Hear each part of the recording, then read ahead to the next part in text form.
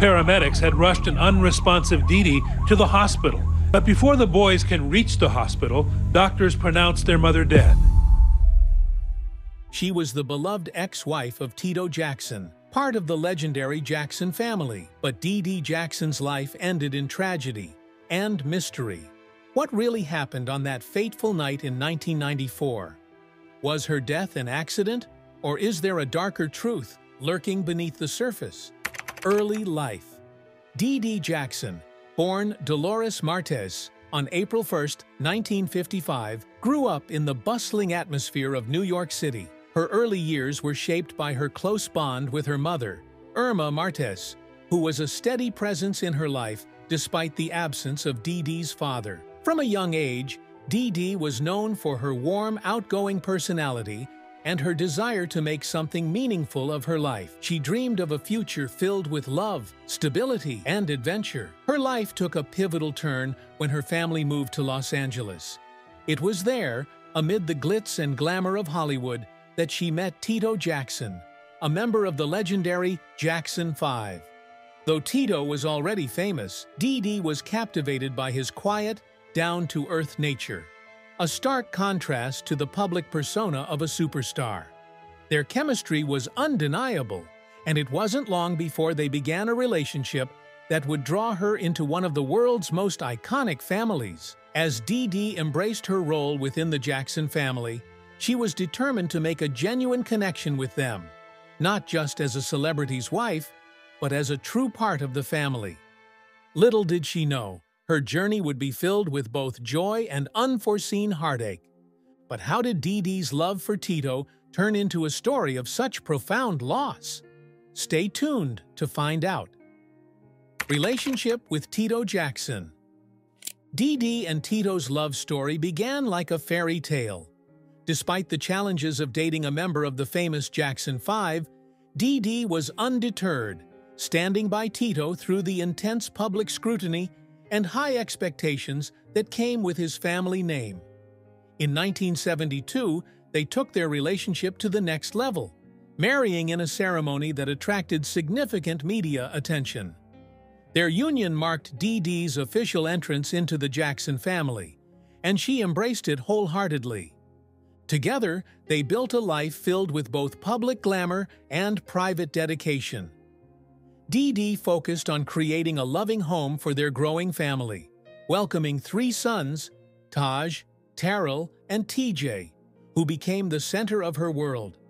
Known for her warmth and nurturing spirit, she made every effort to shield her children from the pressures of fame, raising them with love, values, and a strong sense of identity. Yet, as the years passed, the realities of Tito's career began to weigh on their marriage. With Tito frequently on tour and the ever-present demands of fame, the distance between them grew. Dee Dee found herself taking on the responsibilities of raising their children largely on her own. The cracks in their seemingly perfect marriage started to show, hinting at deeper struggles that would soon push their relationship to the breaking point. But what really led to the unraveling of their love story? The answer lies just ahead. Married life and children. Dee Dee embraced her role as Tito Jackson's wife with grace, becoming a beloved part of the high-profile Jackson family.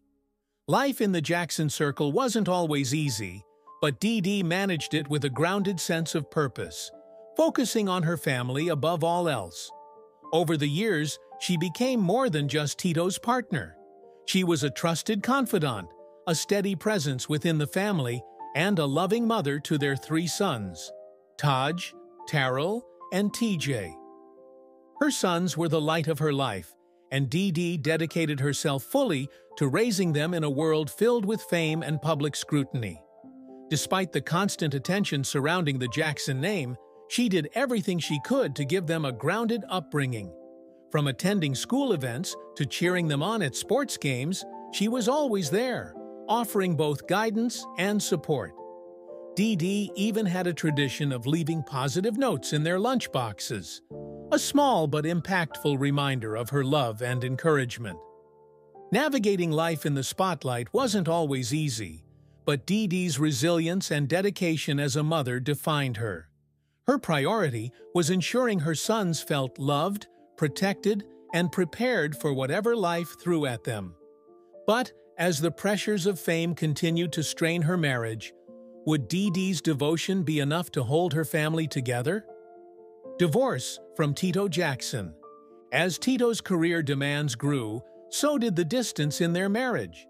The constant pressure of fame, coupled with Tito's frequent absences, slowly took a toll on their once solid relationship. Dee Dee, often left to manage the household and raise their sons alone, began to feel the weight of their increasingly separate lives. The strain was palpable, and while both Dee Dee and Tito tried to make things work, the pressures proved overwhelming. By 1988, the couple made the difficult decision to divorce. It was a heartbreaking end to a relationship that had once seemed unbreakable. Yet, even in their separation, Dee Dee and Tito maintained mutual respect and a shared commitment to their children. They were determined to co-parent harmoniously, with Dee Dee remaining a beloved part of the Jackson family. Her sons continued to be her focus, and she was unwavering in her support, attending family events and staying connected. But Dee Dee's journey was far from over. What unexpected turn awaited her as she moved forward with her life? Newfound love. After her divorce from Tito, Dee Dee found herself drawn to Donald Bohanna, a successful businessman with a fascinating resume. Don had served in the Army and then ventured into fields like education, healthcare, and banking, establishing himself as a prominent figure in Los Angeles. Their connection was undeniable, and despite the 20-year age difference, they shared a strong bond built on mutual respect and a shared love for community work. For Dee Dee, Don was a refreshing change from the high-stakes world of celebrity she had known with the Jackson family. However, the relationship wasn't without challenges. Dee Dee's sons felt uneasy around Don, describing him as distant and difficult to approach. Still, Dee Dee was determined to build a harmonious life with him, introducing Don to her sons and making efforts to blend their families. But as their romance deepened, a night in 1994 would unravel their world in ways no one could have anticipated. The night of tragedy. It was a warm August evening in 1994, and Dee Dee and Donald were following what seemed like their usual routine. As the night wore on, they prepared a late dinner together, something they often enjoyed. However, the timing was unusual. They didn't start cooking until around 11 p.m., far later than their typical dinner hour. Dee Dee, cheerful and relaxed, shared an excited phone call with Donald's daughter, discussing the upcoming wedding she was eager to attend that weekend. The evening felt peaceful, almost picture-perfect, as they enjoyed each other's company over their favorite drinks, Donald with his wine and Dee Dee with her rum and coke. But as the night deepened, so did an unsettling tension in the air. Little did anyone know, this ordinary night would soon turn into a nightmare. In the early hours of that August night, a chilling 911 call shattered the silence. Paramedics arrived to find Dee Dee unresponsive near the pool, with Donald by her side, disoriented and barely coherent. Bottles of wine and liquor lay scattered around, hinting at a night of heavy drinking. The sight of Dee Dee's lifeless body shocked the responders, yet Donald's oddly calm and detached demeanor added a disturbing layer to the scene. As paramedics questioned Donald, his answers were fragmented and confusing. He suggested that Dee Dee might have drowned by accident, but his version of events seemed riddled with gaps. Paramedics noticed bruises and unexplained marks on Dee Dee's body, details that didn't align with a simple drowning. The stark contradiction between his calmness and Dee Dee's visible injuries raised a haunting question. What really happened that night? In the days following Dee Dee's tragic death, Donald's account of what happened that night became a topic of intense scrutiny. He insisted that she had drowned accidentally, explaining that she'd recently overcome her lifelong fear of water and had been practicing swimming. He claimed to have taught her himself, assuring everyone that Dee Dee had become comfortable enough to take a dip in his pool that night. But Dee Dee's family wasn't convinced. They knew her profound fear of water, a fear she'd carried since childhood. To them, the idea that she would willingly swim in a deep pool sounded impossible. Her sons, particularly, were adamant. Dee Dee would never have risked being in the water alone, especially at night. This stark contrast between Donald's claims and Dee Dee's lifelong fear raised serious doubts. Was there more to this story than he was letting on? The autopsy report painted a chilling picture. Dee Dee's blood alcohol level was found to be 3 times the legal limit, suggesting a night of heavy drinking. But even more disturbing were the injuries documented across her body. Bruises, cuts, and signs of blunt force trauma. A total of 58 injuries were found, including lacerations on her lips, tongue, and even her earlobes. These details contradicted the idea of an accidental drowning. How could such extensive injuries have occurred during what Donald claimed was a simple swim? Each bruise and cut hinted at a struggle, raising deeper suspicions about the events of that fateful night. Could this have really been an accident? Or was there something far more sinister at play? From the moment they heard the news, the Jackson family had serious doubts about Dee Dee's death. Her sons, who knew her deep fear of water, couldn't reconcile it with Donald's story of an accidental drowning. Driven by the belief that something wasn't right, they began pushing for answers, refusing to accept the initial conclusions.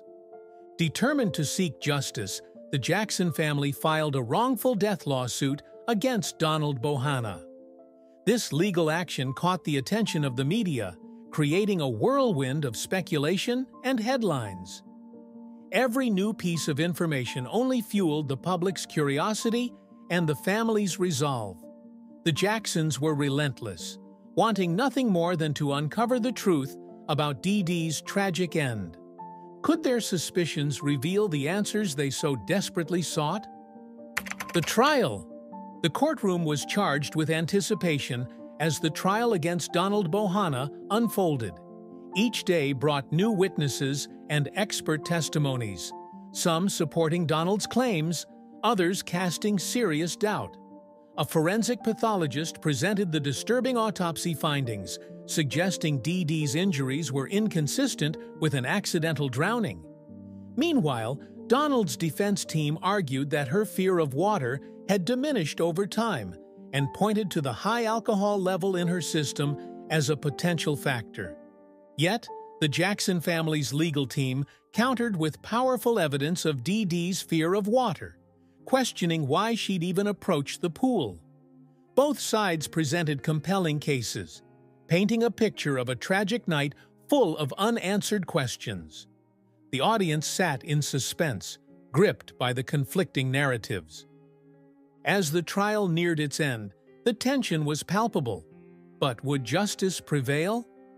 The day of the verdict was tense, with both the Jackson and Bohanna families anxiously awaiting the court's decision. When the judge announced that Donald Bohanna was found guilty of Dee Dee Jackson's death, the courtroom filled with an intense mix of emotions. The Jackson family, relieved by the outcome, saw this as justice for Dee Dee, while Donald's family was left heartbroken, standing by his claims of innocence. Sentenced to 15 years to life, Donald continued to assert that Dee Dee's death had been a tragic accident, not a crime. Despite the conviction, Donald's fight was far from over. He filed multiple appeals, claiming he had been wrongly convicted and that crucial evidence had been overlooked. His daughter Donna remained his staunch advocate, insisting her father was innocent and vowing to clear his name. Would this conviction bring closure, or would it open more wounds for both families? Legacy and family healing. After Dee Dee's tragic death, her sons were left devastated but determined to keep her spirit alive. Through their music career as 3T, they honored her by channeling their pain into creativity, sharing her values of resilience and love. To further cement her legacy, They established the Dee Dee Jackson Foundation, a nonprofit focused on helping others cope with loss and trauma. The foundation offers music therapy sessions and community support programs, reaching those struggling with grief just as her sons once did. In her hometown, Dee Dee's legacy has been immortalized through a local baseball field named in her honor, serving as a constant reminder of her love for family and community. Her sons remember her not just as a mother, but as an enduring source of strength, and they carry her memory forward in everything they do. Dee Dee Jackson's legacy extends far beyond her own family, touching the lives of countless others who find solace in the Foundation's work. Through these efforts, her compassionate spirit continues to heal and inspire. Dee Dee Jackson's life was one filled with love, resilience, and an unwavering commitment to family. Her sudden, tragic passing left behind questions that linger to this day, casting a shadow over the story of a woman who once brought warmth and light to those around her. But in the face of loss, her sons transformed their grief into a mission to help others, ensuring her legacy would live on. Her story reminds us that even in the wake of tragedy, love and healing are powerful forces. Thank you for joining us on this journey through the life and legacy of Dee Dee Jackson. If you're drawn to stories of Hollywood mysteries and the untold legacies of those gone too soon, remember to like, subscribe, and share. There's always more to uncover.